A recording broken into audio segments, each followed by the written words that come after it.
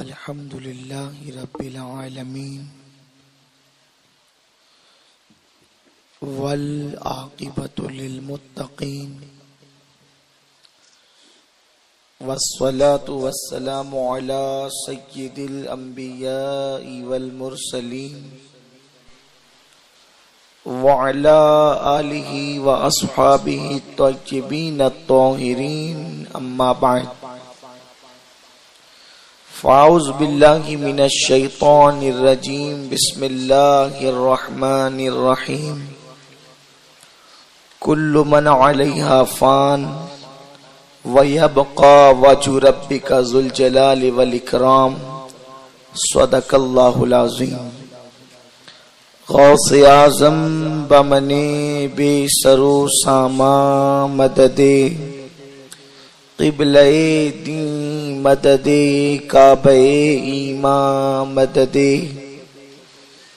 بگرداب بلا افتاد کشتی ضعیفان شکستہ رات پشتی بحق کے خواجہ عثمان ہارون مدد کن یا معین الدین چشتی مدد کن یا معین الدین چشتی مدد کن یا معین الدین چشتی۔ منبر پر جلوگر لائق صد احترام علماء کرام حاضرین سن اجتماع پردہ نشین ماؤں اور بہنوں، السلام علیکم ورحمۃ اللہ وبرکاتہ۔ آئیے ہم اور آپ مل کر انتہائی عقیدت و محبت کے ساتھ اپنے اور ساری کائنات کے مرکز عقیدت انیس بے کساں چارہ ساز درد منداں ہم غریبوں کے غم گسار مصطفیٰ جان رحمت حضور احمد مجتبی محمد مصطفیٰ ارواحنا فدا صلی اللہ تعالی علیہ وسلم کی بارگاہ بے کس پناہ میں جس طریقے سے میں پڑھاؤں آپ بھی میرے ساتھ مل کر بآواز بلند پڑھیں۔ الصلاۃ والسلام علیک یا رسول اللہ، الصلاۃ والسلام علیک یا نبی اللہ، الصلاۃ والسلام علیک یا حبیب اللہ، وعلی آلک واصحابک یا نور اللہ، صلی اللہ تعالی علیہ وسلم۔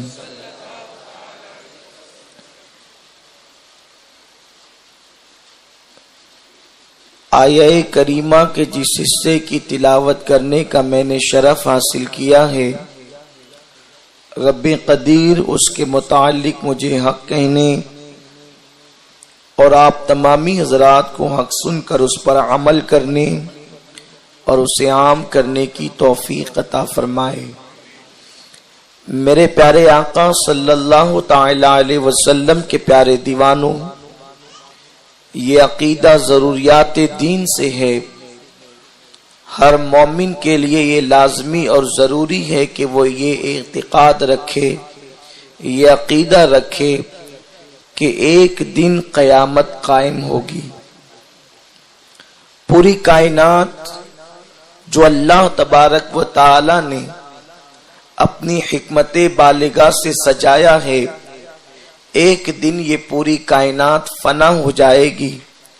میرے پیارے آقا صلی اللہ تعالی علیہ وسلم کے پیارے دیوانوں، زمین کا فرش سمیٹ لیا جائے گا، ستاروں کی انجمن کو بے نور کر دیا جائے گا، چاند کا نور چھین لیا جائے گا، ستارے آپس میں ٹکرائیں گے۔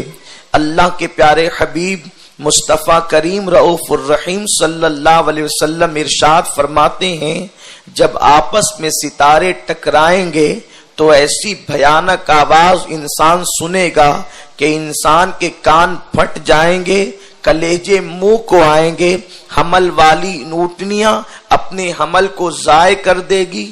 میرے پیارے آقا صلی اللہ علیہ وسلم کے پیارے دیوانوں، آسمان پھٹ جائیں گے، زمین جو ہے وہ زلزلے ظاہر کرے گی، اور پہاڑوں کی کیفیت یہ ہوگی جس طریقے سے دھوپ کے اندر تم ذرات کو اڑتے ہوئے دیکھتے ہو، اسی طریقے سے پہاڑ اڑنے لگیں گے۔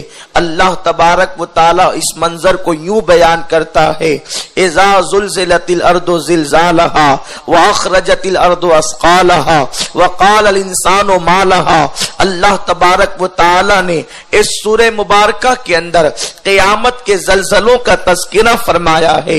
میرے پیارے آقا صلی اللہ علیہ وسلم کے پیارے دیوانوں، اس دن کا عالم کیا ہوگا، اس دن کی خوفناکی کا عالم کیا ہوگا، وہ دن کتنا بھیانک ہوگا جس دن قیامت قائم ہوگی۔ لیکن قیامت اچانک قائم نہیں ہوگی، قیامت اچانک نہیں آئے گی، بلکہ لوگوں کا یہ تصور ہے، لوگ یہ سوچتے ہیں کہ کبھی بھی ہم سوتے ہوں گے اور اس کے بعد نیند سے بیدار بھی نہ ہو سکیں گے کہ اچانک قائم ہو جائے گی۔ ایسا نہیں ہوگا۔ اللہ کے پیارے حبیب غیب دا نبی صلی اللہ تعالی علیہ وسلم نے قیامت سے پہلے کی نشانیاں بیان کی ہے۔ کچھ نشانیاں چھوٹی ہے اور کچھ نشانیاں بڑی ہے۔ جب تک کہ وہ نشانیاں جو اللہ کے رسول صلی اللہ علیہ وسلم نے بیان کی ہے تب تک کہ وہ پوری نہ ہو جائے، جس وقت تک وہ نشانیاں پوری نہ ہو اس وقت تک کہ قیامت قائم نہ ہوگی۔ جب وہ نشانیاں پوری ہو جائے گی تو اس وقت پھر قیامت ضرور اچانک آئے گی۔ جب تک روئے زمین پر ایک بھی اللہ کا نام لینے والا موجود ہوگا اس وقت تک قیامت قائم نہیں ہوگی۔ میرے پیارے آقا صلی اللہ علیہ وسلم کے پیارے دیوانوں، آقا کریم صلی اللہ علیہ وسلم نے قیامت کے حوالے سے جو نشانیاں پیش کی ہے، بہت ساری نشانیاں تو ظاہر ہو چکی ہے، بہت ساری نشانیاں ہم دیکھ رہے ہیں، اور بہت ساری نشانیاں ظاہر ہونے کے لیے ابھی باقی ہے۔ میرے پیارے آقا صلی اللہ علیہ وسلم کے پیارے دیوانوں، قیامت کی انہی نشانیوں میں سے آج کچھ نشانیوں کا تذکرہ میں آپ کے سامنے کرتا ہوں تاکہ ہم اپنے آپ کو اللہ کے غضب سے بچا سکے، اللہ کے عذاب سے بچا سکے۔ لیکن ایک بات یوں بھی کہنا چاہوں گا، میرے پیارے آقا صلی اللہ علیہ وسلم کے پیارے دیوانوں، قیامت جب آئے گی اور ضرور آئے گی، لیکن ہر انسان کی قیامت اسی دن آ جاتی ہے جب اس کو موت آتی ہے، اس کی روح کا رشتہ اس کے جسم سے ٹوٹ جاتا ہے، اسی وقت اس کی قیامت آ جاتی ہے۔ اس لیے کہ مرنے کے بعد انسان آخرت کی تیاری نہیں کر سکتا، مرنے کے بعد انسان قیامت کے حوالے سے فکر نہیں کر سکتا، مرنے کے بعد انسان توبہ نہیں کر سکتا، مرنے کے بعد انسان اپنے گناہوں کی معافی کے حوالے سے کوئی جتن نہیں کر سکتا۔ اس لیے جب تک جسم کا رشتہ روح سے مربوط ہے، جب تک کہ روح کا رشتہ جسم سے جڑا ہوا ہے، اس وقت تک آخرت کی تیاری کرنی ہوگی۔ میرے پیارے آقا علیہ السلام کے پیارے دیوانوں، قیامت کی نشانیاں جو اللہ کے رسول صلی اللہ علیہ وسلم نے بیان فرمائی، اگر آج ہم اس کو دیکھ لیں تو یقیناً یہ محسوس ہوتا ہے کہ قیامت سے ہم قریب سے قریب تر ہوتے جا رہے ہیں، ہم سے قیامت قریب سے قریب تر ہوتی جا رہی ہے۔ میرے پیارے آقا صلی اللہ علیہ وسلم کے پیارے دیوانوں، اللہ کے پیارے حبیب غیب دا نبی صلی اللہ علیہ وسلم ارشاد فرماتے ہیں، قیامت کی نشانیوں میں سے ایک نشانی یہ ہے، علم اٹھ جائے گا، علم اٹھا لیا جائے گا۔ اس کی تشریح کرتے ہوئے شارحین حدیث لکھتے ہیں، علم اٹھنے کا مطلب یہ نہیں ہوگا کہ علماء اٹھا لیے جائیں گے، نہیں، بلکہ علم والے لوگ کہلائیں گے، علماء لوگ کہلائیں گے، لیکن ان کے سینے سے علم اٹھ جائے گا، اس لیے کہ علم کے ساتھ علم کی پہچان حلم ہے۔ جہاں علم ہو اور حلم نہ ہو، سمجھ جائے کہ علم اٹھ چکا ہے۔ علم کی پہچان خشیت الہی ہے، خشیت ربانی ہے، اس لیے کہ میرے کریم نے فرمایا، انما یخشی اللہ من عبادہ العلماء، اللہ کے بندوں میں اللہ سے ڈرنے والے وہ لوگ ہیں سب سے زیادہ جن کے پاس علم موجود ہے. اہل علم کے پاس اللہ کی خشیت موجود ہے, اللہ کا خوف موجود ہے. میرے آقا صلی اللہ علیہ وسلم کے دیوانوں, اللہ کے حبیب صلی اللہ علیہ وسلم کے فرمان کو دیکھ لیں. آج علم والے کہلانے والے زمین پر فتنہ پھیلا رہے ہیں. علم والے کہلانے والے چند سکوں کے عوض, چند روپیوں کے عوض معاذ اللہ اپنے ایمان کا سودا کر رہے ہیں. رسول اعظم کے خلاف ہذیان گوئی کر رہے ہیں, آقائے کریم کے خلاف بکواس کرتے نظر آ رہے ہیں. جن لوگوں نے حفظ الایمان میں یہ لکھا یا جس نے حفظ الایمان میں یہ لکھا کہ نبی کا علم جانور اور پاگل اور بچوں کے برابر ہے, کیا اس کو لوگ عالم نہیں کہتے؟ کیا اس کو لوگ عالم کہہ کر نہیں پکارتے؟ جس نے یہ لکھا کہ معاذ اللہ رسول اعظم مر کر مٹی میں مل گئے, کیا دنیا اس کو عالم کہہ کر نہیں پکارتی؟ آقائے کریم صلی اللہ علیہ وسلم نے فرمایا علم اٹھ جائے گا, علم اٹھا لیا جائے گا. اچھی طرح ذہن نشین کر لو, علم وہ ہے ہی نہیں اور علم کا فیضان وہ ہے ہی نہیں جہاں پر ادب موجود نہ ہو, جہاں علم موجود نہ ہو. کسی کہنے والے نے خوب کہا ہے علم انسان کو انسان بنا دیتا ہے, علم بے مایا کو سلطان بنا دیتا ہے. علم اللہ جسے دے اسے ایمان بھی دے, ورنہ یہ وہ ہے جو شیطان بنا دیتا ہے. میرے پیارے آقا علیہ السلام کے پیارے دیوانوں, اللہ کے پیارے حبیب صلی اللہ علیہ وسلم فرماتے ہیں قیامت کی نشانیوں میں سے نشانی یہ بھی ہے کہ لوگ زکات کو تاوان سمجھنے لگیں گے. زکات کو تاوان سمجھا جائے گا, زکات کو بوجھ سمجھا جائے گا, حالانکہ زکات بوجھ نہیں ہے. آقا کریم صلی اللہ علیہ وسلم فرماتے ہیں جس نے زکات نکال دیا اس نے اپنے مال کو اللہ کے محفوظ قلعے کے اندر اس کی امان میں دے دیا, اس کی حفاظت میں دے دیا. جن کی زکات نکل جاتی ہے ان کے مال کی حفاظت اللہ کے ذمہ کرم پر ہوتی ہے. اللہ ان کے مال کی حفاظت فرماتا ہے. اللہ کے محفوظ قلعوں کے اندر ان کے مال محفوظ کر لیے جاتے ہیں. نہ وہاں چوری ہوگی, نہ وہاں آگ لگے گی. لیکن آج لوگ زکات کو تاوان سمجھتے ہیں, مکمل طور پر زکات ادا نہیں کرتے, اس کی شرائط کے ساتھ ادا نہیں کرتے. میرے آقا مصطفیٰ کریم رؤوف الرحیم صلی اللہ تعالی علیہ وسلم ارشاد فرماتے ہیں کہ دوستوں سے محبت کی جائے گی اور باپ پر لوگ جو ہے وہ خرچ کرنے سے کترائیں گے, باپ سے دوری اختیار کریں گے, دوستوں سے محبت کریں گے.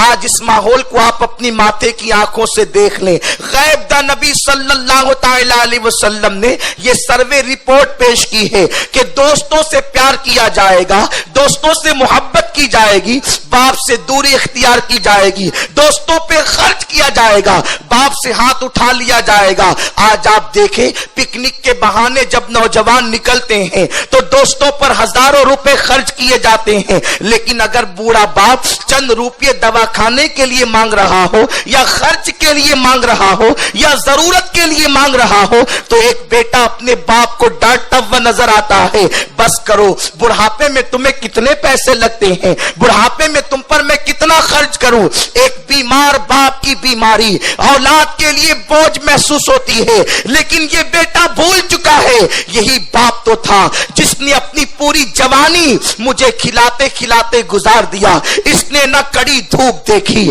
اس نے نہ بارش دیکھی, اس نے نہ سردی کا موسم دیکھا, سارے موسموں کو جس نے پیروں تلے رول کر کے اپنے بچے کی پڑھائی کا انتظام کیا, بچے کو جوانی کی دہلیز پہ کھڑا کیا. آج وہی بیٹا جوانی کی دہلیز پر کھڑے ہونے کے بعد اپنے بوڑھے باپ کو بوجھ محسوس کرتا ہے. غیب دا نبی صلی اللہ تعالی علیہ وسلم نے 1450 سال پہلے آج کا آئینہ ہمیں دکھا دیا. آپ دیکھ تو لیں, گھر گھر کی یہی کہانی ہے. ہر باپ جو ہے وہ شاکی ہے, اپنے بیٹے کے حوالے سے شکایت کر رہا ہے. میرے پیارے آقا علیہ السلام کے پیارے دیوانوں, اللہ کے رسول صلی اللہ علیہ وسلم فرماتے ہیں قیامت کی نشانیوں میں سے نشانی یہ ہے ماں اپنے آقا کو جنے گی, ماں اپنے آقا کو پیدا کرے گی. شارحین حدیث کہتے ہیں اس سے مراد یہ ہے کہ اولاد اپنی ماں کے ساتھ ایسا سلوک کریں گے جیسا آقا اپنی کنیز کے ساتھ کرتا ہے. آج آپ دیکھیں اگر ماں باپ بوڑھے ہو جائیں تو ماں باپ سے فیصلہ کرنے کا حق چھین لیا جاتا ہے. ایک بوڑھے باپ سے جا کر کے ملو تو صحیح. باپ یہی کہے گا میں نے سارا معاملہ اپنے بیٹوں کو سونپ دیا ہے اور میں تو اللہ اللہ کر رہا ہوں. میرے پیارے آقا علیہ السلام کے پیارے دیوانوں، ماں باپ کو فیصلہ کرنے کا حق بھی نہیں، ماں باپ کے پاس اختیارات بھی نہیں. جیسے غلام اور کنیزوں کو گھر میں رکھا جاتا ہے، آج ماں باپ کو ویسے ہی گھر میں رکھا جا رہا ہے. مگر سنو، اگر تم نے نمازوں کی پابندی کی، اگر تم نے چہروں پہ داڑیاں سجائی، اگر تم نے اپنے آپ کو بظاہر متقی اور پرہیزگار بنا لیا، اللہ کے رسول کا فرمان سنو. میرے سرکار فرماتے ہیں کہ جس کے ماں باپ اس سے ناراض ہو، اللہ نہ اس کی دعا قبول کرتا ہے نہ عبادت قبول کرتا ہے. مسجد جانے والوں، ذرا مسجد جانے سے پہلے یہ بھی تو دیکھو تمہارے ماں باپ تم سے راضی ہے یا ناراض، ماں باپ خوش ہے یا ناراض. میرے پیارے آقا صلی اللہ علیہ وسلم کے پیارے دیوانوں، اللہ کے پیارے حبیب مصطفیٰ کریم رؤوف الرحیم صلی اللہ علیہ وسلم کا فرمان نقل کرتے ہوئے امام اہل سنت اعلی حضرت رضی اللہ تعالیٰ عنہ فرماتے ہیں جب ماں باپ سے گفتگو کرنا ہو تو یوں ہی کبھی بھی گفتگو شروع مت کر دیا کرو، بلکہ ماں باپ سے گفتگو کرنے کے آداب سرکار نے یہ بتائے ہیں. پہلے ماں باپ سے اجازت لو، کیا میں تم سے گفتگو کر سکتا ہوں؟ اگر ماں باپ اجازت دیں تو گفتگو ایسے کرو جیسے غلام اپنے آقا سے گفتگو کرتا ہے. ان کے لیے نرم گفتگو کرو. جب وہ گفتگو کرے تو ان کی گفتگو توجہ سے سنو. اللہ اکبر. یہاں ایک حدیث پاک یاد آتی ہے جس کو سرکار غریب نواز رضی اللہ تعالیٰ عنہ نے بیان فرمایا اور خواجہ قطب الدین بختیار کاکی نے ان کے ملفوظات میں نقل فرمایا. سرکار غریب نواز فرماتے ہیں قیامت کے دن ایک بندہ جس کے اعمال پہاڑوں جیسے ہوں گے، پہاڑوں جیسی نیکیاں جس کے نام اعمال میں ہوگی، اور جب میزان پر اس کی نیکی رکھی جائے گی تو نیکیوں کا پڑلا وزنی اور بھاری ہوگا. وہ بندہ اپنے اعمال کو دیکھ کر خوش ہوگا، ان قریب مجھے جنت میں جانے کا اذن ملے گا. وہ دیکھے گا کہ چھوٹا سا ایک کاغذ کا ٹکڑا، بہت مختصر سا ٹکڑا اس کے گناہوں کے پڑلے میں آ کر کے گر گیا ہے، اور اس چھوٹے سے کاغذ کے ٹکڑے کی وجہ سے اس کے گناہوں کا پڑلا بھاری ہو گیا، ساری زندگی کی نیکی ہلکی ہو گئی. حکم ہوگا اس کو جہنم میں لے جاؤ. جس وقت تو اس کو فرشتے جہنم کی طرف گھسیٹ کر لے جا رہے ہوں گے، وہ بندہ عرض کرے گا مجھے بتایا تو جائے آخر اس چھوٹے سے کاغذ کے ٹکڑے پر کیا لکھا تھا جس کی وجہ سے میری ساری زندگی کی نیکی ہلکی ہو گئی اور پہاڑوں جیسی نیکیاں میرے لیے غیر مفید ہو گئی. تو جواب دیا جائے گا تو نے اپنی ماں سے یا اپنے باپ سے ایک مرتبہ چلا کر اونچی آواز سے گفتگو کی تھی، وہی ایک گناہ لکھا ہوا ہے جس نے تیری ساری زندگی کی نیکی کو ہلکا کر دیا. میرے پیارے آقا صلی اللہ تعالی علیہ وسلم کے پیارے دیوانوں، دین صرف چند عبادتوں کا نام نہیں. اللہ کے رسول صلی اللہ تعالی علیہ وسلم نے ہمیں مکمل دین عطا فرمایا ہے. سب کی حیثیتوں کو آقا کریم صلی اللہ علیہ وسلم نے بتا دیا ہے. اس کے بعد میرے اور آپ کے آقا غیب داں نبی صلی اللہ علیہ وسلم فرماتے ہیں قیامت کی نشانیوں میں سے ایک نشانی یہ ہے عورتیں قبلہ بن جائے گی، عورتیں قبلہ بنے گی. یعنی مرد سب سے زیادہ اگر کسی کی گفتگو سنے گا تو اپنی بیوی کی گفتگو سنے گا، اپنی بیوی سے وہ ہر بات کرے گا، ہر مشورہ کرے گا. عورتیں قبلہ بن جائے گی. میرے پیارے آقا صلی اللہ علیہ وسلم کے پیارے دیوانوں، آپ اندازہ تو فرمائیں، آج اس کو بھی آپ دیکھ لیجئے. اللہ اکبر. اگر کسی سے کوئی بات چیت کرنا ہو تو لوگ کہتے ہیں ٹھیک ہے گھر میں مشورہ کریں گے، لیکن جب غور کریں کہ یہ گھر میں مشورہ کس سے کرے گا تو پتا چلتا ہے اس کی بیوی کے علاوہ اور ہے کون جس سے یہ مشورہ کرے گا. حالانکہ میرے آقا علیہ السلام نے یہاں تک فرمایا عورتوں کو اپنے خواب بھی نہ بتاؤ، عورتوں سے مشورے بھی نہ کرو. آقائے کریم عورتوں سے مشورہ کرنے کو منع کرتے ہیں, آقائے کریم عورتوں کو خواب بیان کرنے سے منع کرتے ہیں, اور یہاں تو سارے معاملات انہی کے مشورے سے ہوتے ہیں. میں یہ نہیں کہتا کہ مطلقاً عورتوں سے مشورہ کرنے کی ممانعت ہے, لیکن انہی کے احکامات پر اور انہی کے مشورے پر سارے معاملات کا ڈیپینڈ کر دینا یہ بڑے نقصان کی بات ہے, اور قیامت کی نشانیوں میں سے ایک نشانی ہے. میرے پیارے آقا علیہ السلام کے پیارے دیوانوں, عورتیں جو کہے گی وہ ہوگا. آج آپ دیکھ لیں, عورتیں جو کہہ رہی ہے وہی ہو رہا ہے, عورتیں جو چاہ رہی ہے وہی ہو رہا ہے. مرد کا حال یہ ہے کہ بیوی کے سامنے مرد بھیگی بلی کی طرح بنا ہوا ہے. میرے آقا مصطفیٰ کریم رؤوف الرحیم صلی اللہ تعالی علیہ وسلم فرماتے ہیں وہ مرد دیوس ہے, اللہ نے اس پہ لعنت کی ہے جو اپنی بیوی کا غلام بن جائے اور بیوی پر حاکم بننے کی بجائے وہ بیوی کا محکوم بن جائے. میرے پیارے آقا علیہ السلام کے پیارے دیوانوں, آپ اندازہ تو فرمائیں, آپ غور تو فرمائیں. عورتوں نے اگر کہہ دیا کہ ہمیں ایسا ہی لباس چاہیے تو شوہر یہ نہیں دیکھتا کہ ایسا لباس پہنانا جائز ہے یا ناجائز ہے. اللہ و رسول کے فرامین کو پیٹ کے پیچھے ڈال دیا جاتا ہے اور بیوی کے حکم پر جو ہے وہ معاذ اللہ آمنا صدقنا کی صدائیں بلند کی جاتی ہے. میرے پیارے آقا علیہ السلام کے پیارے دیوانوں, اللہ کے رسول صلی اللہ علیہ وسلم نے فرمایا جب عورتوں کی باتیں انسان ماننے لگ جائے گا اس وقت تو صرف تم قیامت کا انتظار کرنا. اگر عورتیں کہہ دیں رنگین ٹی وی چاہیے, ایسی ٹی وی چاہیے, تو گھر کے اندر ویسا ہی ٹی وی لایا جاتا ہے. اور آج تو معاذ اللہ ثم معاذ اللہ مذہب کے نام پر ٹی وی کو عام کیا جا رہا ہے. یہ ٹی وی اتنا خطرناک ہے جو سماج کے لیے انتہائی دشوار ترین ہے.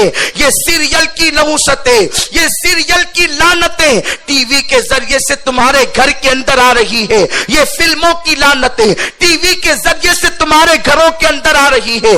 آج کل لوگوں کو کہا جائے اپنے گھروں میں ٹی وی کیوں لاتے ہو تو کوئی کہتا ہے اسلامی چینل دیکھنے کے لیے. میں کہتا ہوں اسلامی ایک چینل دیکھنے کے لیے, دو چینل دیکھنے کے لیے, درجنوں وہ چینل جس پہ عریانیت دکھائی جا رہی ہے, جس پر گندگی دکھائی جا رہی ہے, جس پر فحاشی دکھائی جا رہی ہے. مجھے بتاؤ شوہر جب تک گھر میں رہے گا ممکن ہے اس کے خوف کی وجہ سے عورتیں اسلامی چینل دیکھے, لیکن شوہر گھر سے باہر نکلے گا تو بچے بھی عریانیت کی طرف جائیں گے, عورتیں بھی عریانیت کی طرف جائیں گی. میں تم سے پوچھنا چاہتا ہوں آج جو مسلم بچیاں بھاگ رہی ہے, آج جو مسلم بچیاں غیروں کا ہاتھ پکڑ رہی ہے, یہ افیئر کے معاملات, یہ ناجائز تعلقات, مجھے بتاؤ کون سی عورت آ کر کے تمہیں سکھاتی ہے, تمہاری بیٹیوں کو سکھاتی ہے, تمہارے گھروں میں ٹریننگ دی جاتی ہے؟ پتا چلا کوئی ٹریننگ دینے نہیں آتا.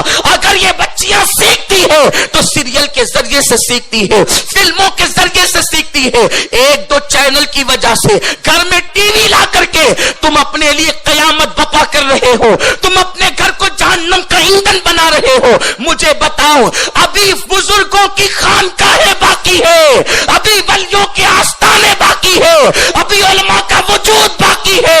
اور ایک ٹی وی سے کون دین سیکھتا ہے جو ہم دین سیکھ سکتے ہیں؟ اسلام بزرگوں کی روحانیت سے پھیلا ہے, پاور اور چینل کی وجہ سے نہیں پھیلا ہے. میرے پیارے آقا علیہ السلام کے پیارے دیوانوں, میں کسی پر کرٹیسائز کرنے کے لیے نہیں بیٹھا, لیکن اتنا ضرور کہوں گا کہ ٹی وی گھر سے نکال نہیں سکتے تو کم از کم اس کا غلط استعمال نہ کرو, اس کا صحیح استعمال کرو. میرے پیارے آقا علیہ السلام کے پیارے دیوانوں, حالات یہ ہیں کہ لوگ اسلامی چینل کو دیکھتے دیکھتے پھر نیوز بھی دیکھتے ہیں. نیوز کے اندر آدھے ادھورے کپڑے پہننے والی بچیوں کو پیش کیا جاتا ہے, میوزک پیش کیا جاتا ہے, بڑی بڑی ٹوپیوں والے, داڑھی والے حاجی نمازی ان عورتوں کو تھرکتا ہوا دیکھتے ہیں. نیوز کے نام پر, چینل کے نام پر. میرے پیارے آقا علیہ السلام کے پیارے دیوانوں, اللہ کے رسول صلی اللہ علیہ وسلم کا فرمان سنو. میرے آقا فرماتے ہیں جو قصدن عورت کے چہرے کو, غیر محرم اجنبی عورت کے چہرے کو قصدن دیکھے, اس کی آنکھ میں قیامت کے دن آگ کی سلاخیں ڈالی جائے گی. آج لوگ اس کو برائی سمجھتے ہی نہیں, برائی مانتے ہی نہیں. اور سنو, عورت تو عورت ہے. سید الطائفہ حضرت جنید بغدادی رضی اللہ تعالیٰ عنہ فرماتے ہیں, ہو سکے تو عورتوں کا دوپٹہ اور اس کے کپڑوں کو دیکھنے سے بھی اپنی آنکھوں کو بچاؤ, کیونکہ عورتوں کے نیرے کپڑے یعنی کہیں سوکھ رہے ہوں, کہیں رکھے ہوئے ہوں, یعنی ابھی عورت کے بدن پر نہیں ہے, کہیں موجود ہو. سید الطائفہ جنید بغدادی رضی اللہ تعالیٰ فرماتے ہیں, ان کپڑوں کو دیکھنے سے بھی اپنی آنکھوں کو بچاؤ, کیونکہ مجھے خوف ہے کہ وہ بھی تمہیں فتنے کے اندر ضرور مبتلا کر دیں گے. سید الطائفہ جنید بغدادی نے یہاں تک کہا, اے مسلمانوں, اگر ہو سکے تو تم اپنی آنکھوں کو بکری کا تھن دیکھنے سے بھی بچا لو. اگر تمہیں دودھ دونے کی ضرورت نہیں پڑتی, تمہیں ضرورت نہیں ہے, تو بغیر ضرورت تم بکری کا تھن بھی نہ دیکھو. مجھے خوف ہے کہ وہ دیکھو گے تو بھی فتنے میں مبتلا ہو جاؤ گے. جب بکری کا تھن دیکھ کر کوئی فتنے میں مبتلا ہو سکتا ہے, اور یہ اس زمانے کی بات ہے جس زمانے میں اولیاء اس طریقے سے رہا کرتے تھے. ایک محلے کے اندر لوگ کئی ولیوں کو پا لیا کرتے تھے. وہ ولیوں کا زمانہ تھا, غوث پاک کے پہلے کا زمانہ تھا. اس زمانے میں سید الطائفہ نے یہ فرمایا, اور آج تو معاذ اللہ شر ہی شر ہے, گناہ ہی گناہ ہے, عریانیت ہی عریانیت ہے. آج حال یہ ہے کہ لوگوں کے سامنے گناہوں سے بچنے والا تنہائیوں کے اندر گناہ کرتا ہے. میرے پیارے آقا علیہ السلام کے پیارے دیوانوں, لوگوں نے بڑے مہذب طریقے اختیار کر لیے ہیں. میں اپنے گھر میں ہوں, بیٹھ کر کے ٹی وی پہ فلم دیکھتا رہوں, ہیرو ہیروئن کو ننگا ناچتے دیکھتا رہوں, ان کے جسم کو تھرکتا دیکھتا رہوں. کون دیکھ رہا ہے اور میری پکڑ کرنے والا کون ہے؟ تنہائی میں گناہ کرنے والوں سنو, علامہ ابن الجوزی فرماتے ہیں, جو لوگوں کے سامنے گناہ نہیں کرتے اور تنہائی میں گناہ کرتے ہیں, گویا کہ وہ اللہ سے اعلان جنگ کرتے ہیں. تنہائی میں گناہ کرنے والوں اور لوگوں کے سامنے گناہ نہ کرنے والوں, گویا تم اللہ کو جنگ کا چیلنج کر رہے ہو. اور دنیا کی کون سی طاقت ہے جو خدا سے لڑ سکے؟ نمرود آیا, لنگڑے مچھر کے ذریعے ہلاک کر دیا گیا.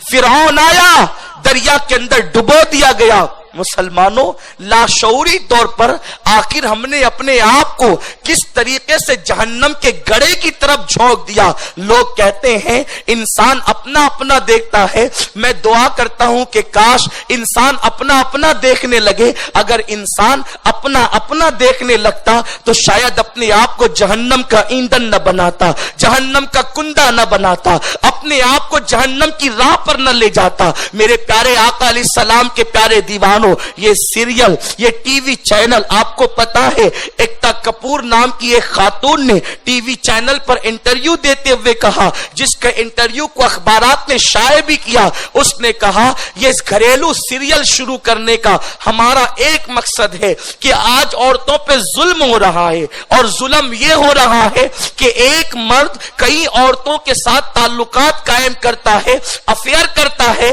اور عورت گھر میں پڑی رہتی ہے. تو ہم ان سیریلوں کے ذریعے سے عورتوں کو بھی یہ شعور دینا چاہتے ہیں کہ جیسے ایک مرد کئی عورتوں سے تعلقات ناجائز طور پہ قائم کر کے اپنی زندگی کو موج مستی میں گزارتا ہے, ویسے ایک عورت کئی مردوں سے اپنے تعلقات کو قائم کر سکتی ہے اور وہ بھی موج مستی میں زندگی گزارتی ہے. میں بڑی معذرت کے ساتھ کہنا چاہتا ہوں اور آپ کی توجہ چاہتا ہوں, ٹی وی گھر میں لانے کا بڑا شوق ہے, لیکن ٹی وی گھر میں لانے والوں اور سیریل کے دروازے کھولنے والوں, تم گویا کہ اپنی عورتوں کے لیے ناجائز راہوں کو ہموار کر رہے ہو, اپنی بیٹیوں کو آوارگی کا رستہ دکھا رہے ہو. جب بھی لوگوں نے قرآن و سنت سے منہ پھیرا ہے, ان کو رونا نصیب ہوا. اللہ کے رسول صلی اللہ علیہ وسلم نے قیامت کی نشانیوں میں سے ایک نشانی یہ بھی بیان کیا، جب یہ حدیث سامنے آتی ہے تو کلیجہ منہ کو آتا ہے. آقا فرماتے قیامت کی نشانیوں میں سے ایک نشانی یہ ہے کہ اکثر بچے ان کے باپوں کے نہیں ہوں گے، وہ کسی اور کے ہوں گے. زنا اتنی کثرت سے ہوگا کہ بچوں کی اکثریت ناجائز ہوگی. آج آپ اس کو بھی دیکھ لیں، اور میری زبان حیا اس بات کی اجازت نہیں دیتی کہ میں ان الفاظ کو اپنے الفاظ میں تشریح کر کے آپ کے سامنے پیش کروں. اہل خیرت پر آیا ہے، اہل شعور جانتے ہیں، دانشوروں کے سامنے یہ منظر موجود ہے کہ اللہ اکبر، زنا کتنی کثرت سے ہو رہا ہے، زنا کو کتنا عام کر دیا گیا ہے، اور اس کا سب سے بڑا سبب گھروں میں سیریل ہے. سیریل کے مناظر وہ ہیں کہ بچیوں کو باضابطہ طور پر ٹریننگ دی جاتی ہے. میرے پیارے آقا علیہ السلام کے پیارے دیوانوں، ظاہر میں ہم نے اپنے حلیے کو دیندار بنایا، ہم نے ظاہر میں اپنے آپ کو تبدیل کیا. اللہ اکبر، اللہ اکبر. میرے پیارے آقا علیہ السلام کے پیارے دیوانوں، دلوں سے خشیت ربانی ختم ہو گئی، دلوں سے خوف خدا ختم ہو گیا. اب جب پکنک پر جاتے ہیں تو زنا کا پلان لے کر کے جاتے ہیں، عیاشی کا ماحول لے کر کے جاتے ہیں، برائی کے اڈوں کو آباد کرنے کے لیے لے کر جاتے ہیں. میرے پیارے آقا علیہ السلام کے پیارے دیوانوں، اللہ کے حبیب کے فرمان کا مفہوم ہے. میرے آقا نے ارشاد فرمایا، بعض گناہ ایسے ہیں جن کی سزا اللہ دے یا نہ دے، مولا کبھی معاف کرتا ہے، کبھی سزا دیتا ہے. بعض گناہ ایسے ہیں جن کی سزا دنیا میں دیتا ہے اور آخرت میں بچا لیتا ہے. بعض گناہ ایسے ہیں جن کی سزا دنیا میں بھی دیتا ہے، آخرت میں بھی دیتا ہے. لیکن کچھ گناہ ایسے ہیں جن کی سزا دنیا اور آخرت میں ملتی ہے، اور اس کی سزا نسلوں تک اللہ دیتا ہی رہتا ہے. اس گناہوں کی سزا نسل در نسل منتقل ہوتی ہے، نسل در نسل جلتی رہتی ہے. صحابہ نے پوچھا، یا رسول اللہ، وہ کون سا جرم ہے جس کی سزا نسل در نسل ملتی ہے؟ میرے سرکار نے فرمایا، اسی کو زنا کہتے ہیں. آج زنا کو عام کر دیا گیا. میرے آقا مصطفیٰ کریم رؤوف الرحیم صلی اللہ علیہ وسلم فرماتے ہیں، عورتیں کپڑے پہننے کے بعد بھی ننگی رہیں گی. آقا کریم نے فرمایا، صحابہ کو تعجب ہوا، یا رسول اللہ وہ دور بھی آئے گا کہ عورتیں کپڑے پہن کر ننگی ہوگی؟ لیکن سرکار یہ مطلب سمجھ میں نہیں آیا کہ کوئی کپڑا پہن کر ننگا کیسے رہ سکتا ہے. تو میرے سرکار نے فرمایا، کپڑے پہن کر ننگا رہنے کا مطلب یہ ہے کہ معاذ اللہ وہ عورتیں اتنے باریک اور پتلے لباس پہنے گی کہ کپڑے پہننے کے بعد بھی ان کے جسم کا نشیب و فراز نظر آئے گا. اتنے تنگ اور فٹنگ میں کپڑے پہنے گی کہ کپڑے پہننے کے بعد بھی جسم کی حیات قضائی نظر آئے گی. میرے پیارے آقا علیہ السلام کے پیارے دیوانوں، آج وہ کپڑے پسندیدہ نہیں ہو گئے، آج ان کپڑوں سے محبت نہیں ہو گئی. آج ہر آدمی چاہتا ہے کہ میری بیوی کی عزت محفوظ رہے، میری بیٹی کی عزت محفوظ رہے، میری بہن کی عزت محفوظ رہے. سب کو عزت محفوظ رکھنے کا خیال ہے، لیکن ہیرو ہیروئن کے انداز میں کپڑے تو ہم ہی خرید کر لاتے ہیں. کیا تمہیں پتا نہیں آج ہاف آستین کے کپڑے، آدھی آستین کے کپڑے شوق سے پہنے جاتے ہیں. دیور کے سامنے وہی ہاف آستین، بھائی چچا زاد بھائی کے سامنے وہی ہاف آستین، بلکہ سگے بھائی کے سامنے وہی ہاف آستین، جیٹ کے سامنے وہی ہاف آستین. فقہا فرماتے ہیں، فقہائے احناف کا یہ فتویٰ ہے کہ ایک بچی اگر جوان ہو گئی ہو تو وہ اپنی ماں کے سامنے کوہنی کے اوپر کا حصہ بلا عذر شرعی کھول نہیں سکتی. اگر اس نے کھول دیا تو یہ حرام ہے. آپ مجھے بتائیں، جب ایک نوجوان بیٹی کوہنی کے اوپر کا حصہ ماں کے سامنے عذر شرعی کے بغیر کھول نہیں سکتی، وہ گنہگار ہوگی، تو وہ بھائی کے سامنے کیسے کھول سکتی ہے؟ وہ دیور کے سامنے کیسے کھول سکتی ہے؟ میرے پیارے آقا علیہ السلام کے پیارے دیوانوں، عورتوں کے کپڑوں کا حال یہ ہے، ادھر سے چاک کھلے ہیں کہ معاذ اللہ. میرے پیارے آقا علیہ السلام کے پیارے دیوانوں، میں اس پر کیا تبصرہ کروں کہ جب چاک کھلے ہوتے ہیں تو جسم کے کون کون سے حصے ظاہر ہوتے ہیں. لیکن ایک حدیث پاک ضرور پیش کر دینا چاہتا ہوں، اگر اپنے دلوں کے کانوں سے سن رہے ہو تو سن لو اور گھر جا کر کے اصلاح کر لو. اپنے گھروں کو جہنم کدا نہ بناؤ. میرے سرکار فرماتے ہیں، جس عورت، جس شوہر کی بیوی، جس بھائی کی بہن، جس باپ کی بیٹی ایسے لباس پہنے کہ جسم کی حیت نظر آتی ہو. ایسے مرد دیوس ہے، دیوس. اللہ نہ ان کی عبادت قبول کرتا ہے نہ دعا قبول کرتا ہے اگر وہ منع نہ کرے. آج عبادتوں کا کما کہو فائدہ نہیں مل رہا ہے. دعاؤں کی قبولیت کے حوالے سے ہر آدمی شکایت کرتا ہے، میری دعا قبول کیوں نہیں ہوتی، میری دعا قبول کیوں نہیں ہوتی. کہیں تیری بہن ایسا لباس تو نہیں پہنتی کہ جس سے جسم کی حیت نظر آتی ہو؟ کہیں تیری بیوی ایسا لباس تو نہیں پہنتی جس سے جسم نظر آتا ہو؟ میرے پیارے آقا علیہ السلام کے پیارے دیوانوں، آج اگر عورتوں کی عزت کا تحفظ ہو سکتا ہے تو سب سے بڑی ضرورت اس بات کی ہے کہ ہم خواتین کو پردے کی تلقین کریں. پردہ لازم ہے. بلکہ علماء اور فقہاء نے یہاں تک فرمایا اگر عورت گھر میں اکیلی اور تنہا ہے، کوئی نہیں ہے، تو کم سے کم اس پر اتنا لازم ہے کہ وہ اپنے سر پر دوپٹہ رکھے. اکیلی ہے تب بھی سر پہ دوپٹہ رکھے. صاحب روح البیان علامہ اسماعیل حقی رحمت اللہ تعالی علیہ 17ویں پارے کی تفسیر کرتے ہوئے ارشاد فرماتے ہیں کہ جناب خدیجۃ الکبریٰ رضی اللہ تعالی عنہا کے پاس جب میرے سرکار تشریف لائے یہ کہتے ہوئے زملونی زملونی، مجھے چادر اڑھاؤ چادر اڑھاؤ، کمبل اڑھاؤ کمبل اڑھاؤ، تو اس وقت جناب خدیجہ کے سامنے میرے رسول نے فرمایا کہ مجھے اپنی جان کا خطرہ لگتا ہے.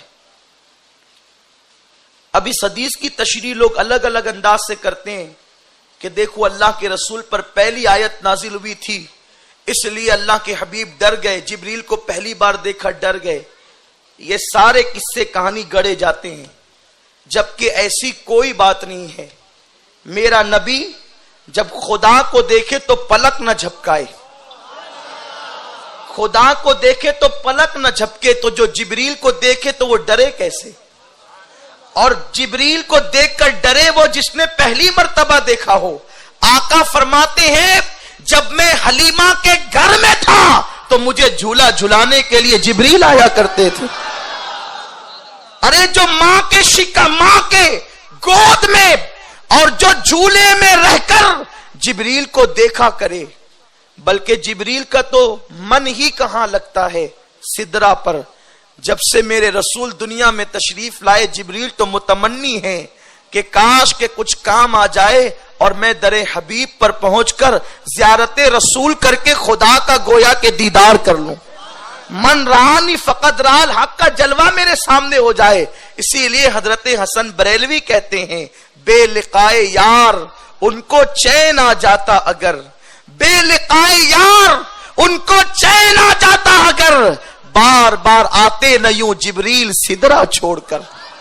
ارے سدرا کے مکین مرغ سدرا، ان کا سدرا پر من نہیں لگتا. اگر وہ آنا چاہتے ہیں تو مصطفیٰ کریم کی بارگاہ میں آنا چاہتے ہیں. تو جبریل کو دیکھ کر ڈرے نہیں. اور ایک بات بتا دوں، اس قرآن سے پہلے یہ جو نزول قرآن ہے نا، اس کی پوری تحقیق ہمارے فقہاء نے، محققین نے پیش کی ہے. اور علامہ مفتی محمد خان صاحب رحمت اللہ تعالی علیہ نے بڑے نفیس انداز میں اس کی گفتگو کی ہے کہ وہ یہ ہے کہ اس قرآن سے جو 23 سال میں نازل ہوا اس سے پہلے میرے نبی پہ قرآن نازل ہو چکا تھا. کیونکہ قرآن کا سیاق یہ بتاتا ہے، کہیں قرآن نے کہا ہے اِنَّا أَنزَلْنَاهُ فِي لَيْلَةِ الْقَدْرِ، جہاں انزلنا آیا ہے اس سے مراد ہے کہ قرآن یک بارگی نازل ہوا. اور کہیں کہا ہے نزلنا. اللہ پاک قرآن میں فرماتا ہے ہم نے اپنے حبیب پر قرآن نازل کیا.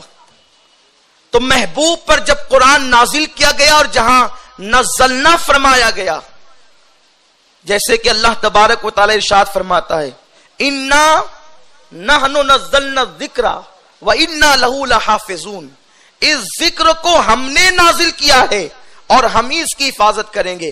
تو یہاں اس 14ویں پارے میں نزلنا ہے, تو جہاں نزلنا ہے اس سے مراد تھوڑا تھوڑا نازل ہونا, تھوڑا تھوڑا ضرورت کے مطابق. تو نزلنا کا مطلب تھوڑا تھوڑا نازل ہوا, اور انزلنا کا مطلب یکبارگی پورا نازل ہوا. تو جو قرآن کے بارے میں صرف یہ عقیدہ رکھتے ہیں کہ قرآن رسول اللہ پر 23 سال میں نازل ہوا ایک مرتبہ, تو وہ انزلنا کا کیا جواب دیں گے؟ تو قرآن انزلنا بھی کہتا ہے اور نزلنا بھی کہتا ہے. اس کا مطلب یہ ہے کہ انزلنا کہہ کر یہ بتایا کہ یکبارگی قرآن نازل ہوا, تو وہ بھی تو کبھی نازل ہوا ہوگا. تو یکبارگی قرآن کب نازل ہوا؟ تو یکبارگی اس نزول سے پہلے پہلے نازل ہو چکا تھا. اسی لیے معنی بے قاری کا جو ترجمہ کیا جاتا ہے کہ مجھے پڑھنا نہیں آتا, یہ دجل ہے, فریب ہے, رسول کی گستاخی ہے. رسول اللہ نے یہ نہیں کہا کہ مجھے پڑھنا نہیں آتا, آپ نے یہ فرمایا کہ میں پڑھنے والا نہیں. پڑھنا نہیں آتا اور پڑھنے والا نہیں, دونوں میں فرق ہے. ایک تقریر کرنا جانتا ہے لیکن موڈ نہیں ہے تقریر کرنے کا, میں تقریر کرنے والا نہیں لیکن فن جانتا ہے, جب دل میں آئے گا تو کرے گا. اور ایک جسے تقریر کا الف بائی نہیں آتا, وہ نہیں کرنا, اسے معلوم ہی نہیں ہے تقریر کرنا, وہ کہے گا میں تقریر کرنا نہیں جانتا, مجھے آتا ہی نہیں. تو نہیں آنے میں اور نہیں کرنے میں فرق ہے.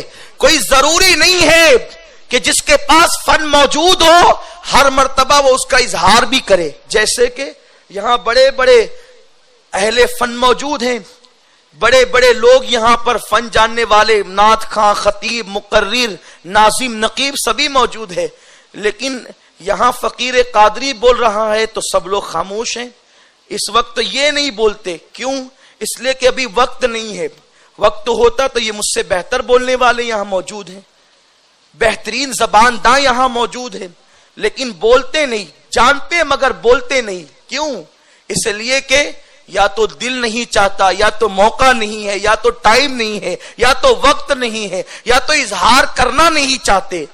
تو دونوں میں فرق ہے. تو قرآن پہلے نازل ہو چکا ہے رسول پر, اسی لیے تو پیدا ہونے سے لے کر 40 سال تک کی زندگی اللہ کے رسول کی ایک سیکنڈ بھی قرآن کے خلاف نظر نہیں آتی.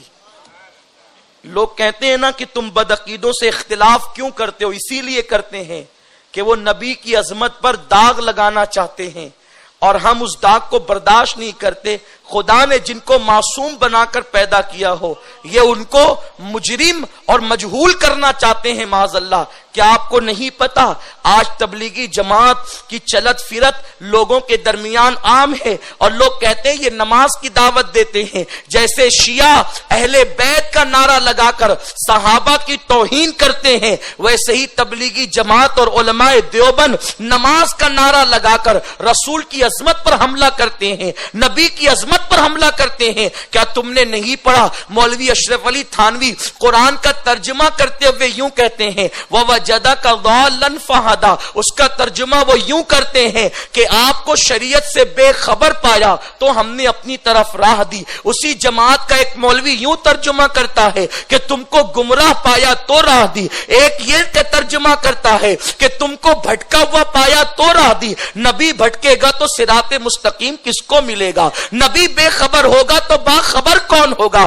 نادانوں سنو, ان کو بتا دینا چاہتا ہوں کہ بھٹکتا وہ ہے جو مسافر ہوتا ہے. توجہ فرمائے, بھٹکتا وہ ہے جو مسافر ہوتا ہے, راستہ کبھی بھٹکا نہیں کرتا. مسافر بھٹکتا ہے, راستہ نہیں بھٹکا کرتا. راستہ تو راستہ ہوتا ہے, اور محمد مسافر کا نام نہیں ہے, محمد راستے کا نام ہے. کیونکہ عبداللہ ابن عباس سے جب پوچھا گیا کہ صراط مستقیم کیا ہے, ابن عباس کہتے ہیں صراط مستقیم ہوا محمد الرسول اللہ. صراط مستقیم محمد کا نام ہے, حضور کے ناموں میں سے ایک نام صراط مستقیم ہے.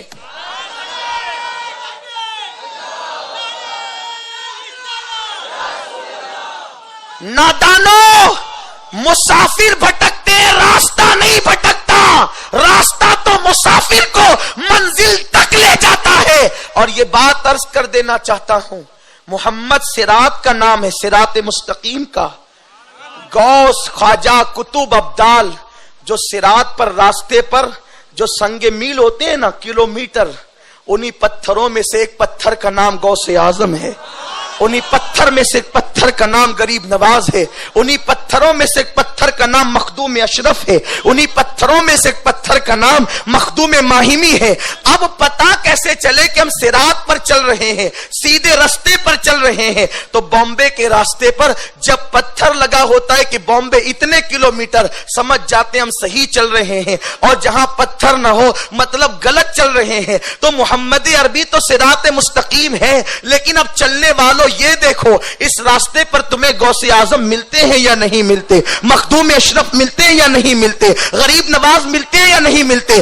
اگر ملتے ہیں تو تم راہ مصطفیٰ پر چل رہے ہو، اور اگر نہیں ملتے تو تم کسی اور راستے پر چل رہے ہو۔ اور یہ بات ہم فخر سے کہتے ہیں، یہ ایک ہی مسلک کی شان ہے جہاں غوث پاک، غریب نواز اور سارے اولیاء موجود ہیں، اسی مسلک کا نام اہل سنت و جماعت ہے، جس کو آج پہچان کے لیے مسلک اعلیٰ حضرت کہا جاتا ہے۔ نعرے تکبیر، نعرے رسالت، مسلک اعلیٰ حضرت۔ ہم 72 فرقوں کے مولویوں کو چیلنج کر کے کہہ سکتے ہیں، تم اپنی جماعت میں شیخ الحدیث، مفتی، مولوی، حافظ تو بتا سکتے ہو، لیکن ولی نہیں بتا سکتے، اس لیے کہ ولی صرف اہل سنت کی پہچان ہے۔ اعلیٰ حضرت اسی لیے تو کہتے تیرے غلاموں کا نقش قدم ہے راہ خدا، تیرے غلاموں کا نقش قدم ہے راہ خدا، وہ کیا بہک سکے جو یہ سراغ لے کے چلے۔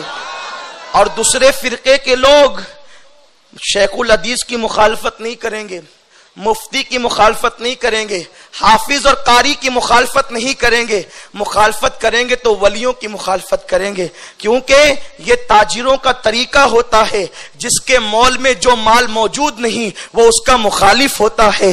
اب پتا کر لو، وہاں شیخ الحدیث یہاں بھی ہے، وہاں مفتی یہاں بھی، یہاں قاری وہاں بھی، لیکن یاد رکھو ایک ہی چیز وہاں نہیں ہے جو یہاں موجود ہے، اس کو اللہ کا ولی کہتے ہیں، اس کو اللہ کا دوست کہتے ہیں۔ محبوب الہی جیسا ولی ہمارے مسلک میں موجود، قطب الدین بختیار کاکی جیسا ولی ہمارے مسلک میں موجود، غریب نواز جیسا ولی ہمارے مسلک میں موجود۔ اور اتنی بات عرض کر دینا چاہتا ہوں، اللہ نے قرآن میں فرمایا ہر قوم کو اس کے امام کے ساتھ بلایا جائے گا۔ تبلیغی جماعت میں جانے والوں اشرف علی تھانوی کے ساتھ اٹھائے جاؤ گے، جس نے یہ کہا کہ معاذ اللہ نبی کا علم جانوروں کے برابر ہے، پاگلوں کے برابر ہے، بچوں کے برابر ہے۔ رشید گنگوہی کے ساتھ اٹھائے جاؤ گے، جس نے یہ کہا معاذ اللہ کہ نبی کے ماں باپ کافر تھے، فتاوی رشیدیہ میں اس نے لکھا۔ ایسے لوگوں کے ساتھ اٹھائے جاؤ گے، لیکن سن لو اگر اہل سنت کے سچے مسلک پر قائم رہے، اللہ فرماتا ہے ہر قوم کو اس کے امام کے ساتھ اٹھایا جائے گا، تو تمہیں امام حسین کے ساتھ اٹھایا جائے گا، تمہیں غریب نواز کے ساتھ اٹھایا جائے گا، تمہیں غوث پاک کے ساتھ اٹھایا جائے گا۔ ان کے جہنمی ہونے میں کوئی شک نہیں ہے، جیسے ان کے جہنمی ہونے میں کوئی شک نہیں ویسے امام حسین کے جنتی ہونے میں کوئی شک نہیں۔ ارے جس کو میرے نبی نے جنتی جوانوں کا سردار کہا ہے، اس کے جنتی ہونے میں شک کون کر سکتا ہے؟ اس لیے یاد رکھنا، اس پرانے مسلک کو پکڑے رہو۔ عرض یہ کر رہا تھا کہ حضور پر پہلے قرآن نازل ہو چکا تھا، پھر حضور پر کپ کپی کیوں تھی؟ آقا پر کپ کپی کیوں تھی؟ کپ کپی اس لیے تھی کہ حضور علیہ السلام اپنی ذمہ داری کے احساس کی وجہ سے کانپ رہے تھے، اور دل میں خیال آتا تھا ختم نبوت کی جو ذمہ داری ہے مجھے اس کو پورا کرنا ہے، اور اسی بنیاد پر آپ سوچتے تھے کہ کہیں میری جان تو نہیں نکل جائے گی۔ وہ احساس ذمہ داری تھا۔ یہ عنوان بڑا طویل ہے، اس پہ کبھی موقع رہا تو گفتگو کی جا سکتی ہے کہ حضور پر اس قرآن سے پہلے قرآن نازل ہو چکا تھا۔ اسی لیے تو جب الف لام میم آیا نا تو جبریل پڑھتے رہے، حضور مسکرا کر کے کہتے تھے میں نے جان گیا، میں نے سمجھ لیا۔ جبریل سوچتے ہیں لانے والے کو پتہ نہیں، جس کے پاس زمین پر جو بیٹھا ہے اس کو ساری خبر ہے۔ تو یہ ساری تفصیلات ہیں انشاءاللہ پھر کبھی کسی موقع پر ہوگی، لیکن آج جو میرا عنوان میرے احباب نے دیا میں اس پہ گفتگو کر رہا ہوں۔ آقا کو احساس ذمہ داری جو ہے حضور کے وجود میں کپ کپی پیدا کر رہا تھا کہ مجھے اتنی بڑی ذمہ داری ادا کرنی ہے، 23 سال کی قلیل مدت میں لوگوں تک اللہ کے پیغام کو پہنچانا ہے۔ تو جناب خدیجہ نے کہا جو فرشتے ہرا میں غار ہرا میں آپ کو نظر آ رہے تھے وہ مخلوق کیا آپ کو یہاں میرے گھر میں میرے کمرے میں بھی نظر آ رہی ہے؟ آقا نے فرمایا میں یہاں بھی ان کو دیکھ رہا ہوں۔ تو جناب خدیجہ نے اپنے سر سے دوپٹہ ہٹایا، اور جب سر سے دوپٹہ ہٹایا تو پوچھا کیا اب بھی وہ نظر آتے ہیں جو آپ غار ہرا میں دیکھ رہے تھے؟ آقا نے فرمایا خدیجہ اللہ کی عزت کی قسم میں ان کو اب یہاں نہیں پاتا۔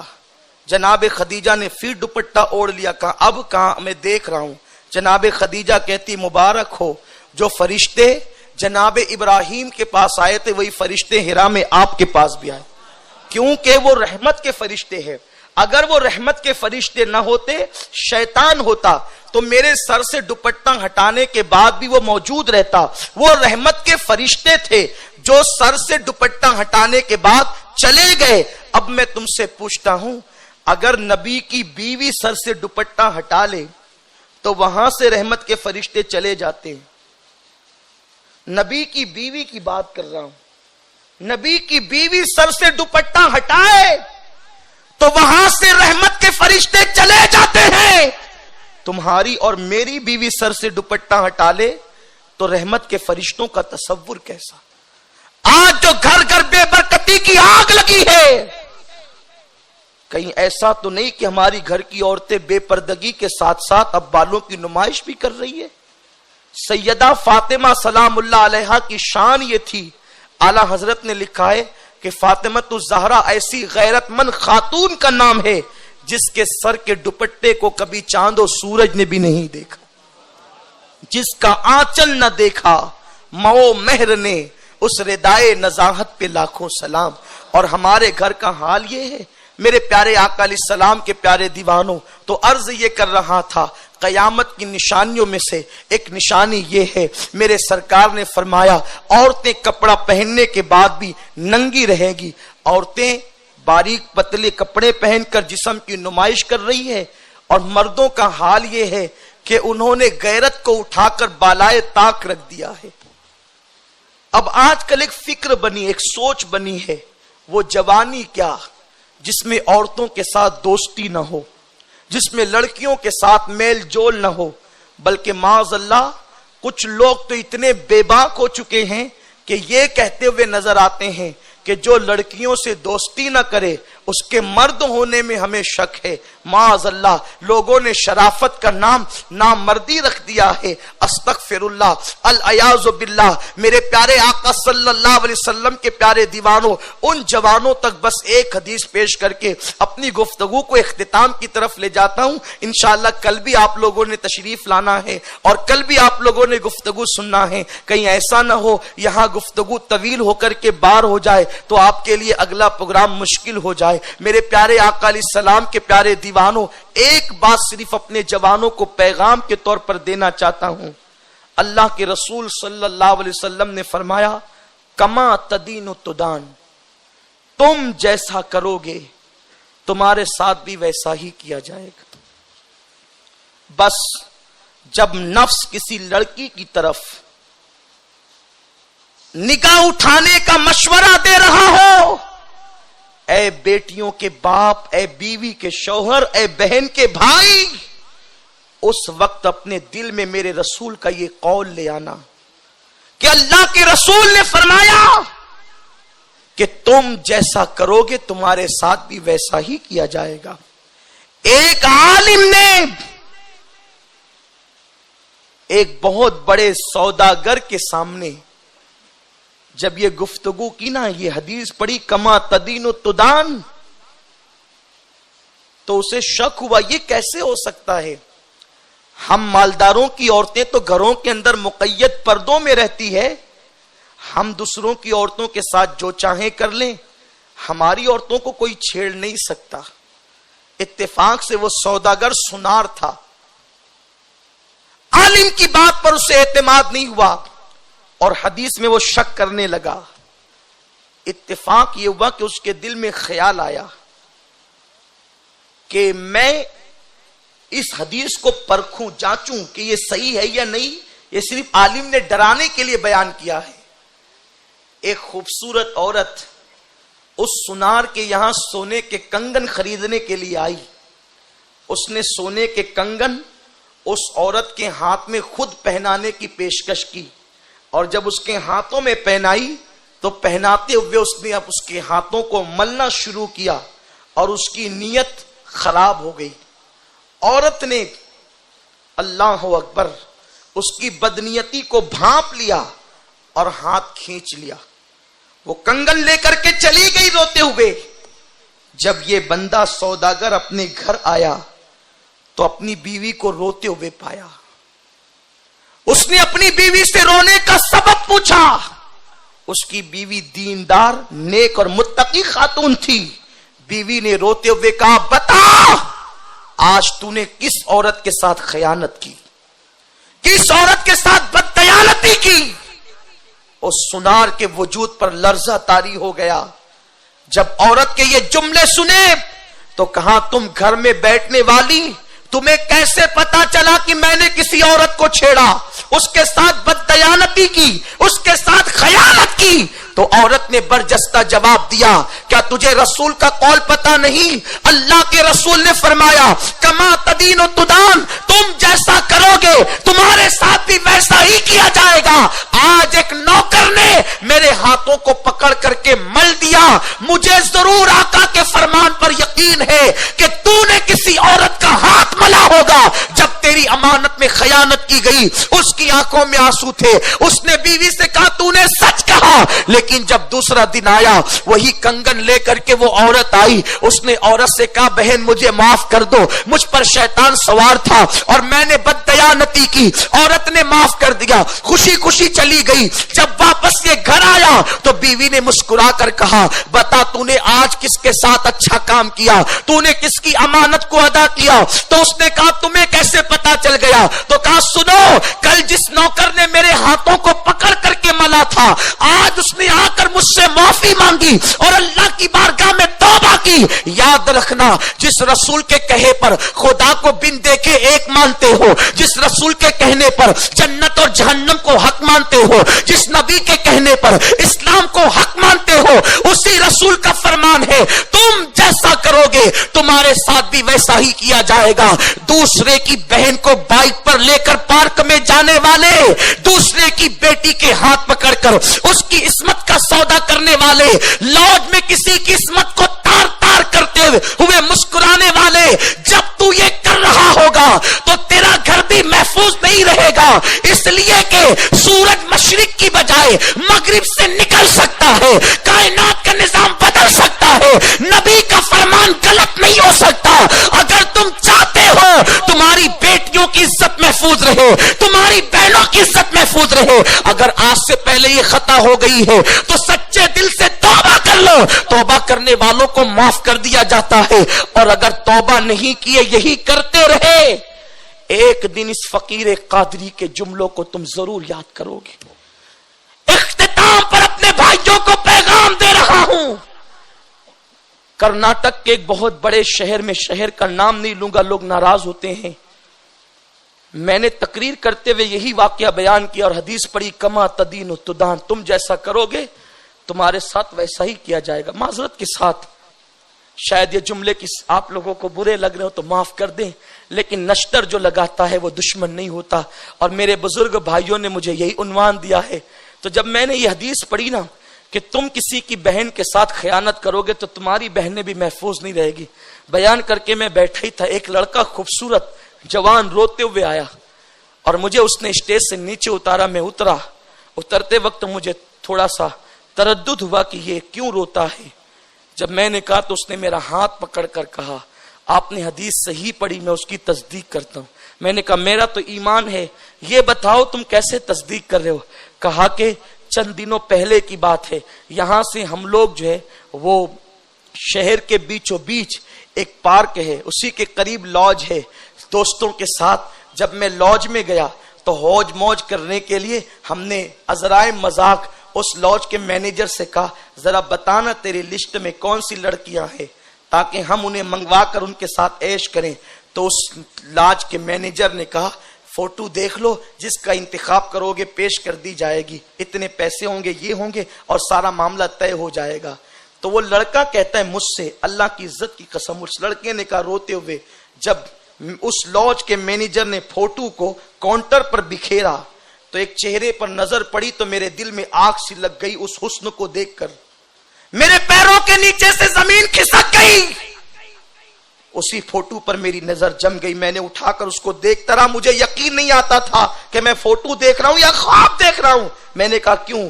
تو اس نے کہا کہ وہ جو فوٹو تھا وہ کسی اور کا نہیں, میری سگی بہن کا فوٹو تھا جو میرے سامنے بکھیر دیا گیا تھا. یہ صورتحال ہے اے امت کے نوجوانوں. آج افریقہ کی سرزمین پر حالات یہ ہیں کہ مسلمانوں کو قتل کر کے ان کی لاش کو بھون بھون کر کفار کھا رہے ہیں. سیریا کا حال یہ ہے, مزارات اولیاء کو شہید کیا جا رہا ہے, مسلم نوجوانوں کو کفن تک میسر نہیں. ہندوستان کے مسلمانوں, تم کس دن بیدار ہوں گے؟ تمہاری آنکھیں کب کھلے گی؟ کیا جوانی اس کے لیے تھی جو تم کر رہے ہو, یا جوانی اس کے لیے تھی جو محمد بن قاسم نے کیا, جو طارق بن زیاد نے کیا, جو علی اکبر نے کیا؟ جوانی عیاشی کے لیے نہیں ہے, جوانی راتوں کو مصلی پر رو کر گزارنے کے لیے ہے. میرے آقا نے ارشاد فرمایا جو جوان گناہوں سے پاکیزہ رہ کر اپنی جوانی کو گزارتے ہیں ان کو خوشخبری دے دو کہ اللہ جنت میں ان کو میرا پڑوس عطا فرمائے گا. جوانی اس کے لیے ہے, تم نے کھیل کے لیے لگا دی, تم نے عیاشی کے لیے لگا دی, تم نے برائی کے لیے لگا دی. میری قوم کا ایک ایک جوان اپنی نگاہ میں حیا پیدا کرے. سنی دعوت اسلامی صرف ظاہر کو بدلنے والی تحریک نہیں, یہ وہ تحریک ہے جس نے باطن بدلے ہیں. الحمدللہ سنی دعوت اسلامی سے جو نوجوان وابستہ ہوا, منسلک ہوا, اللہ نے اس کے دل میں تبدیلی پیدا کی, دلوں کے اندر انقلاب اس تحریک نے پیدا کیا.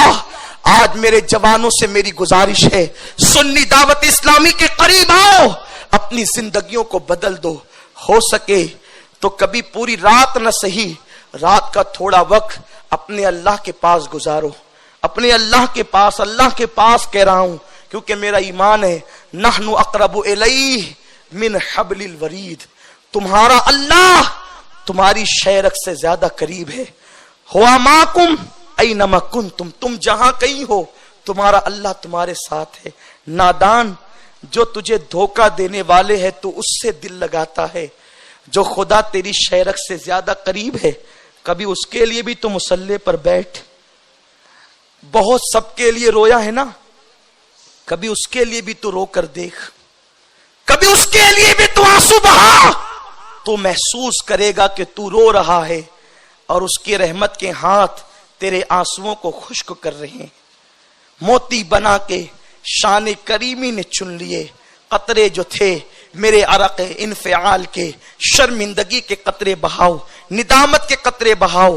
نہ گناہ کریں گے, نہ گناہ کرنے دیں گے, نہ کسی کی عصمت تار تار کریں گے, نہ ہونے دیں گے. وہ معاشرہ تشکیل دیں گے جسے دیکھ کر مدینے والا معاشرہ یاد آ جائے. اگر آپ تھک نہیں گئے ہیں تو گفتگو کے اختتام پر مجھے ایک بہت عظیم بزرگ کی زندگی یاد آ رہی ہے اور ان کی زندگی کے توبہ کا واقعہ یاد آ رہا ہے. اگر آپ سننا چاہتے ہیں تو عرض کر دوں تاکہ میرے بھائیوں کو ایک روشنی مل جائے. جوانی ہوتی ہی ہے جس میں قدم بہکتے ہیں, لیکن جب کوئی احساس دلا دے, جب دل کو احساس ہو جائے تو توبہ کر کے راستہ بدل دینا چاہیے. کسی کہنے والے نے کہا ہے غلط روی سے منازل کے بوجھ بڑھتے ہیں, مسافروں روش کارواں بدل ڈالو. آپ اس روش کو چھوڑ دیں جس میں ذلت ہے, رسوائی ہے. ایک جوان رہتا ہے بغداد میں جس کا نام عبداللہ ہے. عبداللہ کو ابتدائی جوانی میں ایک لڑکی سے محبت ہو گئی. دیکھو, دل میں کسی کی محبت بیٹھ جانا یہ جرم نہیں ہے, یہ انسان کا اختیار بھی نہیں ہے, لیکن غلط یہ ہے کہ انسان اس محبت کا ناجائز استعمال کرے. اس میں بے پردگی ہو، برائی ہو، ناجائز کام ہو. عبداللہ نے اس لڑکی کا سامنا کیا اور اپنی ابتدائی شباب والی جوانی میں لڑکی کو ایک جملہ کہا، تو بڑی اچھی ہے، اگر اجازت دے تو میں تیرے ساتھ کچھ گفتگو کروں. لڑکی شریف گھرانے کی تھی، اس نے نہ ملنا تھا نہ ملی، یہ کہہ کر دامن چھڑا کر آگے بڑھی. عشاء کے بعد آنا، رات ہوگی، بابا سے چھپ کر آؤں گی، ملاقات کروں گی، باتیں کریں گے. اور اس کے بعد وہ چلی گئی. رات عشاء کی نماز کے بعد عبداللہ اس کے گھر کے سامنے آ کر کھڑے ہو گئے، اب آئے گی، اب آئے گی، اب آئے گی. وہ نہیں آئی. حتیٰ کہ سردی کی لمبی رات کھڑے کھڑے گزار دی. اس کے بالا خانے کی طرف دیکھتے دیکھتے یہ ہوا، فجر کی اذان ہوئی. بغداد کی مسجدوں کے میناروں سے اذان جب بلند ہوئی، اچانک کسی نے عبداللہ کے ضمیر کو جھنجھوڑا. عبداللہ ایک لڑکی کی محبت میں پوری رات کھڑا رہا، پوری رات گزار دی، اسے نہ آنا تھا نہ وہ آئی. کاش یہ رات تو اللہ کے لیے گزارتا تو تجھے کیا نعمتیں ملتی.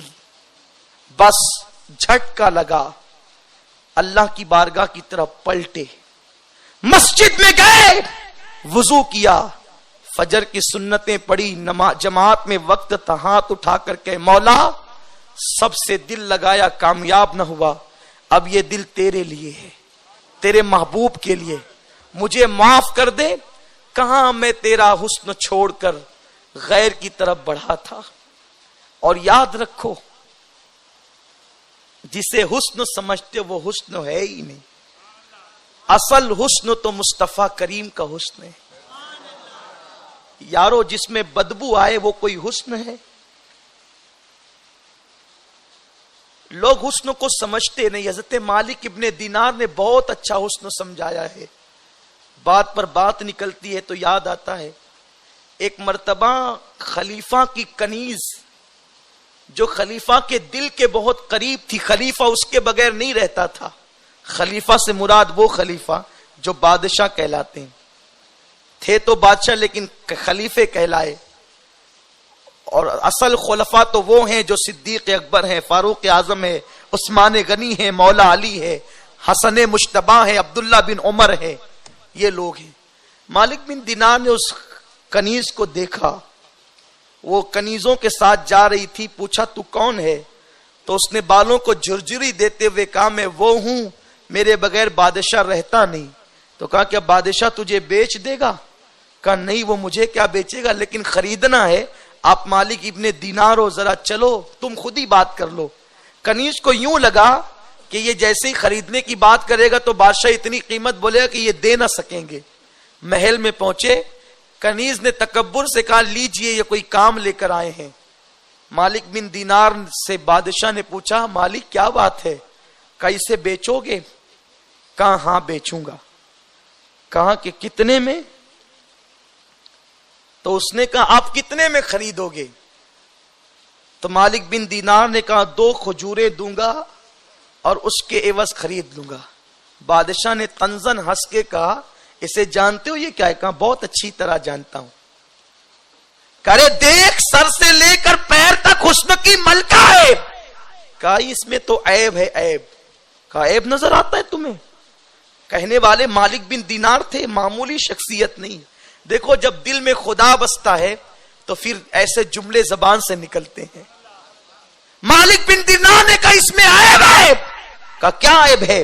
کہا پہلی بات، اگر یہ دانتوں کو نہ مانجے تو اس کے منہ سے بدبو آئے گی، کوئی بات ہی نہیں کر سکے گا، ایسی بدبو آئے گی. یہ غسل نہ کرے تو بدن سے بدبو آئے گی، تو بازو میں بٹھا نہ سکے گا.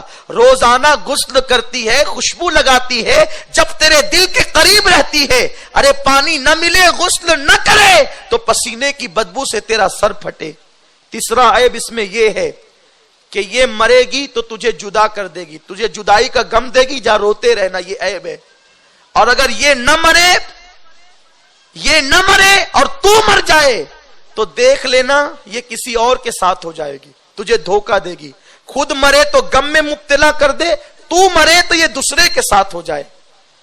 تو بادشاہ نے حیرت سے جھنجھلا کر کہا کیا کوئی ایسی بھی کنیز ہے جو برش نہ کرے, دانت نہ مانجے تو اس کے منہ سے بدبو نہ آئے, مسواک نہ کرے تو منہ سے بدبو نہ آئے؟ کہاں ہے. غسل نہ کرے تو جسم سے بدبو نہ آئے؟ کہاں ہے. کوئی ایسی بھی ہے کہ جو نہیں مرے گی؟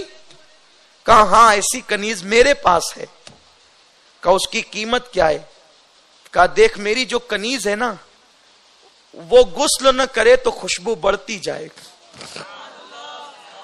وہ مسواک اور منجن نہ استعمال کرے تو اس کے منہ کی خوشبو بڑھتی جائے, وہ کبھی مرے گی نہیں, اور جس دن میں اس کے ساتھ ہو گیا میں بھی مرنے سے بچ جاؤں گا.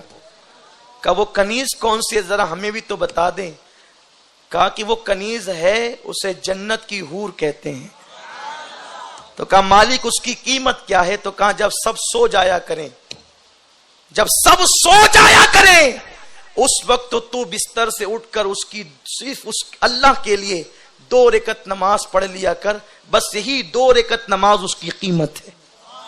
اتنی اچھی کنیز اتنے سستے میں ملتی ہے, میں اتنی اس کنیز کو مہنگے میں دھوکہ دینے والی کو کہاں خریدوں گا. تو جسے تم حسن سمجھ رہے وہ بدبو ہے, صرف بدبو ہے. اس لیے آؤ اصل حسن کی طرف جس کو کبھی زوال نہیں ہے. ارے جس کی زلفیں بکھرتی ہے تو اللہ واللیل کہہ کر اس کی زلفوں کی قسم یاد کر, سنورتی ہے تو خدا والضحیٰ کہتا ہے, وہ مسکرا کر دانت چمکاتے ہیں تو وہ نجم کہتا ہے. آئیے نہ اسی حسن کے متوالے بن جائیں, وہی حسن جس کے بارے میں اعلیٰ حضرت کہتے ہیں وہ کمال حسن حضور ہے کہ گمان نقص جہاں نہیں, یہی پھول خار سے دور ہے, یہی شمع ہے کہ دھواں نہیں. کروں تیرے نام پہ جاں فدا, نہ بس ایک جاں دو جہاں فدا, 2 جہاں سے بھی نہیں جی بھرا, کروں کیا کروڑوں جہاں نہیں. تو اختتام کی طرف لے کر کے چل رہا تھا تو عبداللہ نے کہا مولا سب کو دل لگایا, تو اس سے نہیں لگایا تھا, آج کے بعد یہ دل تیرے اور تیرے حبیب کے لیے, مجھے معاف کر دے. فجر پڑی, استغفار کیا, توبہ کی, اب کسی سے دل نہیں لگے گا. صبح ہوئی, سورج طلوع ہوا, سورج بلند ہوا, نوجوان عبداللہ باہر نکلے مسجد سے, تو کیا دیکھا کہ بغداد کی چلچلاتی ہوئی دھوپ میں عبداللہ کے سر پہ بادل سایہ کر رہا تھا. بغداد کے ایک بزرگ کہلانے والے جب بات کرنے لگے تو انہوں نے کہا اے جوان تو کتنا نیک ہے کہ تیرے سر پہ بادل سایہ کرتا ہے. عبداللہ نے کہا بابا میں تو گنہگار ہوں, اور میرے تو رات کا حال تو میں اپنا خود جانتا ہوں, کسی کو کیا بتاؤں, میرے سر پہ بادل کیا سایہ کرے گا, وہ تو آپ کے لیے. جب دونوں کے راستے جدا ہوئے تو بادل عبداللہ کے سر پہ سایہ کرتا تھا. اس بزرگ نے کہا عبداللہ دیکھتی تیری بزرگی ہے. عبداللہ کی آنکھ میں آنسو آ گئے, مولا تجھ سے دور تھا تو عیب پہ پردے ڈالے تو نے, اور ذرا کیا توبہ کر کے تجھ سے صلح کر لی تو ایسی عزت افزائی کی کہ سر پہ بادل کو بھیج دیا. مولا اب آج کے بعد تو بس تیری راہ میں زندگی گزرے گی. راہ خدا میں زندگی گزارنے کے لیے پہلا زینہ توبہ سو کر چکے تھے, دوسرا زینہ علم کے لیے استاد ڈھونڈنے لگے. عبداللہ کی قسمت کا ستارہ اوج پر تھا, جب استاد ڈھونڈنے نکلے تو امام اعظم جیسا استاد مل گیا, اور اتنا علم حاصل کیا عبداللہ نے, اتنا علم حاصل کیا کہ وہ امام بخاری کے استادوں کے استاد بن گئے. اسی عبداللہ کو دنیا عبداللہ ابن مبارک کے نام سے جانتی ہے, اور عبداللہ ابن مبارک کی شان یہ ہے کہ امام اعظم کہتے ہیں قیامت کے دن اللہ اگر مجھ سے پوچھے گا نعمان تو دنیا سے میرے لیے کیا لایا ہے, تو میں عبداللہ ابن مبارک کو پیش کر دوں گا, وہی میرے لیے نجات کا ذریعہ ہے. تو مسلمانوں سچی توبہ انسان کو کس منزل پر پہنچاتی ہے کہ جس امام اعظم نے اللہ کا 100 مرتبہ خواب میں دیدار کیا ہے وہ کہتے ہیں کہ میں عبداللہ ابن مبارک کو پیش کروں گا. تو یہ توبہ اس منزل پر پہنچاتی ہے. میرے بھائیوں آئیں آج سچے دل سے ہم توبہ کریں, اللہ ہم سب کو توفیق عطا فرمائے. دوران گفتگو اگر کوئی غلطی ہو گئی ہو تو اللہ تعالیٰ معاف فرمائے, اور اس گفتگو کو اللہ قبول فرمائے, اور ہم سب کو عمل کی توفیق عطا فرمائے. کل انشاءاللہ ہمارے احباب نے عنوان دیا ہے انٹرنیٹ کی تباہی کے حوالے سے. آپ تشریف لائیں, میں کوئی خطیب تو نہیں ہوں, فقیر قادری ٹوٹے پھوٹے جملے لے کر آپ کی خدمت میں آئے گا. امید ہے کہ انشاءاللہ اللہ ہم میں سے کسی کی اصلاح کے اسباب پیدا فرما دے. آپ کل کی گفتگو میں ضرور تشریف لائیں, دوست و احباب کے ساتھ آئیں. انشاءاللہ اللہ اس کے رسول نے چاہا تو ایمان کو تازگی ملے گی. السلام علیکم ورحمۃ اللہ وبرکاتہ.